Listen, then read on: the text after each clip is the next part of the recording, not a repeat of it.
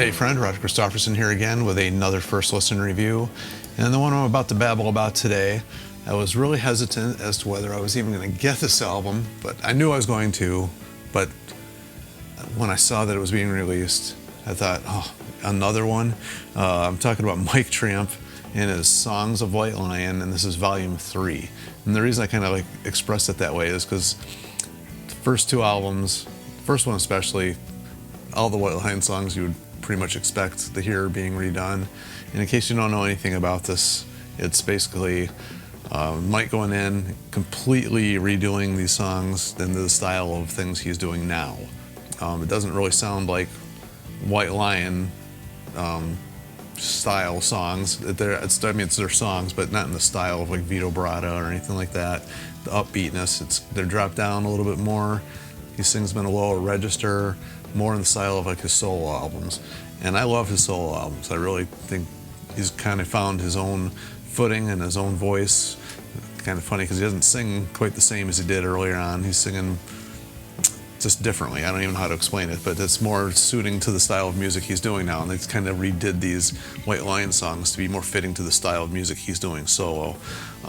However, the guitar player that he has in the band, his name is Marcus Nand, is phenomenal, and he does play a lot of the solos, very similar to what Vito does on some of these albums. It's funny because the band, one of the bands I'm actually involved in right now, this is going back 2-3 years ago. I can't remember, maybe when the first one was coming out, he was going to be doing a show. It was just the two of them. It was, Mike Tramp and Marcus Nanders going around doing small shows, and we were supposed to open up for them and do an old acoustic set opening up for them.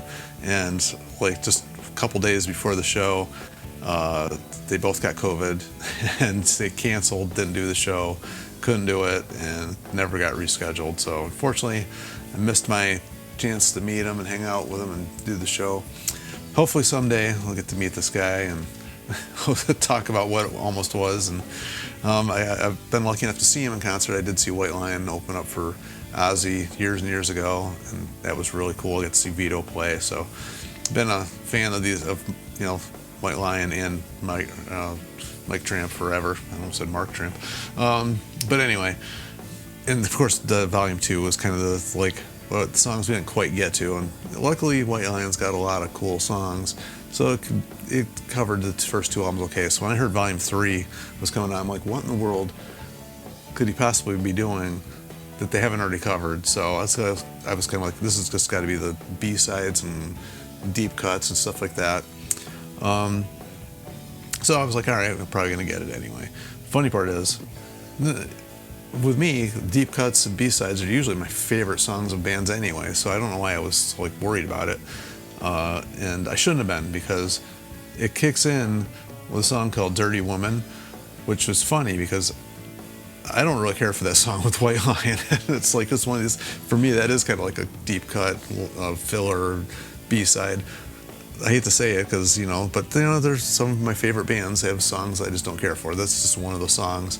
However, this version of it I actually kind of like. It's like, all right, well, that was interesting. It's, got a little bit different swagger going on, and the soul in it is definitely not Vito's style. It's Marcus showing what he could do, and I was like, okay, let's see what the rest of the album has offered. It's 10 songs. It's perfect album length. It's right around 45 minutes. I don't remember exactly now, but it wasn't too long, too short, anything like that. And I thought, all right, well, let's see what else is going on. It was an interesting way to start things. And then it goes into War Song, which is kind of funny because it's like a protest song. And same thing. And that one's got a little bit different bass line than I remember from the original.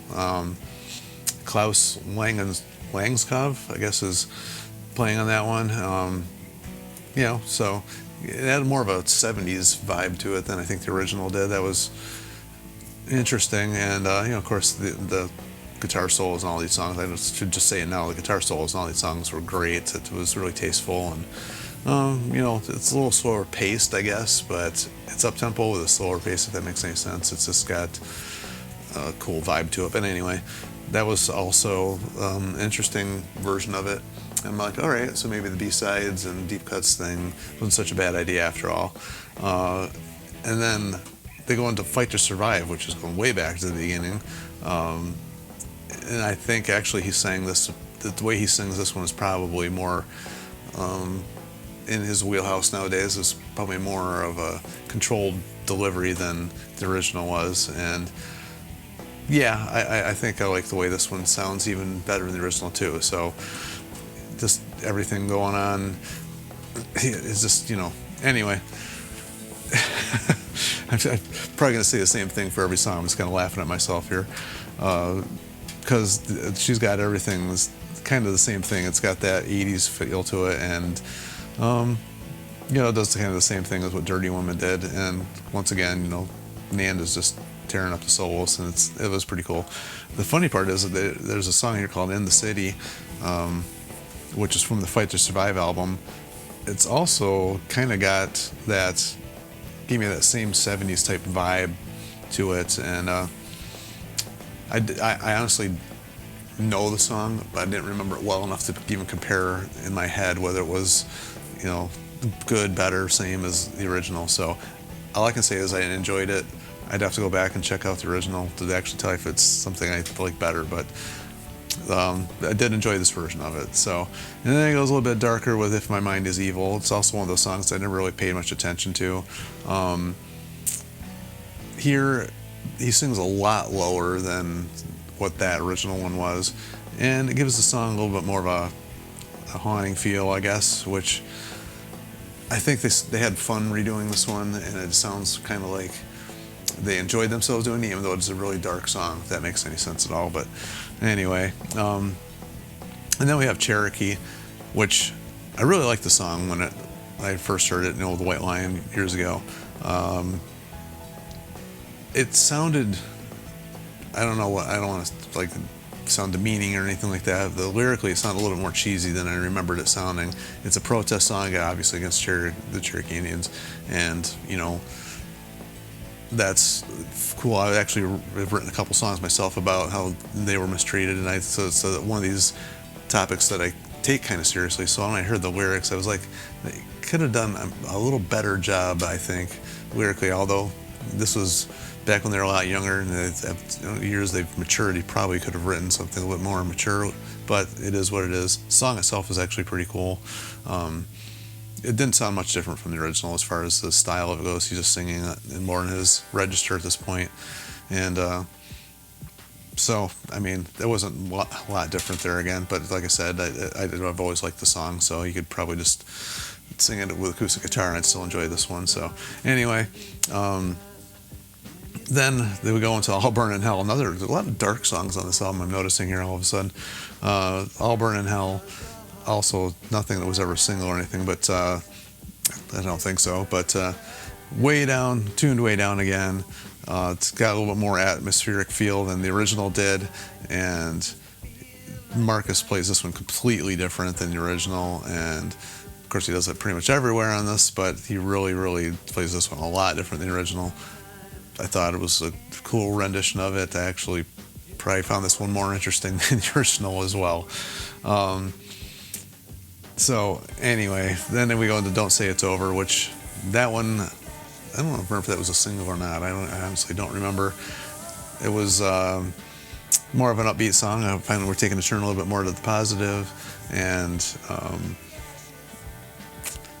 I don't know. It's weird because the lyrics aren't all that positive, but it just kind of gives you the vibe of more of a positive feel, if that makes any sense. It's almost like there's hope in the song, I guess. And this version of it was more like in line with his stuff he's doing on his solo stuff now and then. So I thought after hearing it was a good choice. I don't know if I would have thought that before I heard it. So luckily he did a good job with it. And then they end the whole thing, which I don't know.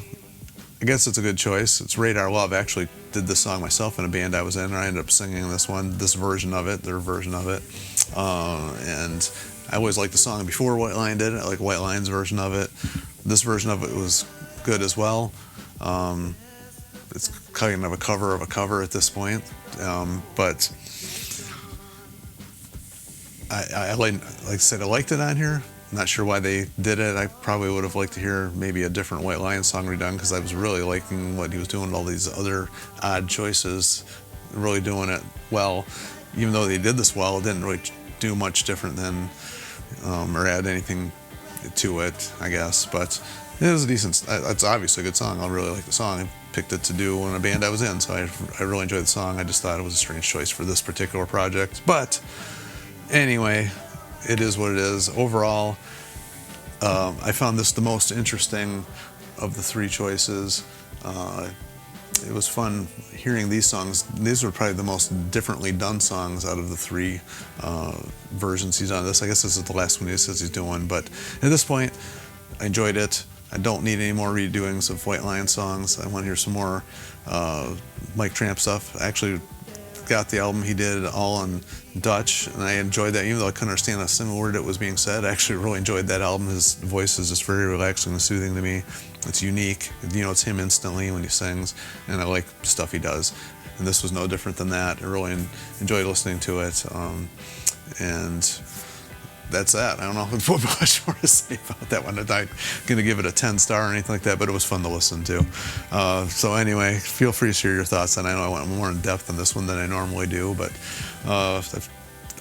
this was one of those ones I just sat down with like the radio on right next to my head and listened to the whole thing like straight through a couple different times. So I gave it a little bit more of an intense listen than maybe some of the stuff when I'm giving them a first listen that I normally do. Sometimes I just pop them in and play them, and then I go back and re-listen a couple different times and kind of nitpick on this one. I did right from the start, and I did enjoy the album. But anyway, please like, share, and subscribe to keep this music alive. I'm laughing at myself because I'm just babbling so bad right now, but you know, I did enjoy this album so much. I just want to get out there so people know what it is and maybe give this one a chance, because I almost didn't. So that's kind of what I'm laughing about. But anyway, like, share, and subscribe to keep this music alive, because I really want to hear some more Mike Tramp. Maybe just not any more White Lion stuff. And until he does, we will see you.